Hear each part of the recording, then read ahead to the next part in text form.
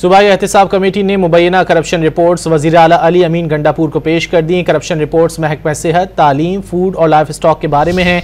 इस हवाले से मजीद जानेंगे डॉन न्यूज़ के नुमाइंदे अब्दुल हकीम मोहम्मद से। अब्दुल हकीम, क्या तफसीलात सामने आ सकी इन रिपोर्ट्स के हवाले से?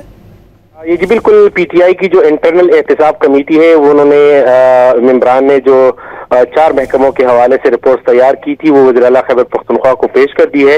वज़ीर आला खैबर पख्तूनख्वा ने ज़राए के मुताबिक मशावरत के लिए एहतिसाब कमेटी का इजलास आज मुलाकात के लिए बुला लिया है और मुलाकात में ज़राए का ये कहना है कि जो मुबैना करप्शन इन महकमों में हुई है, महकमे सेहत, महकमे तालीम, महकमे फूड और लाइफ स्टॉक के हवाले से, उनमें मुलव्विस वज़ीरों, मुशीरों और हुकाम के खिलाफ कार्रवाई का जो है जायजा इस मुलाकात में लिया जाएगा।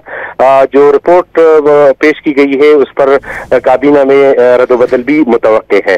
जी, बहुत शुक्रिया अब्दुल हकीम मोहम्मद इन तफसीलात के लिए।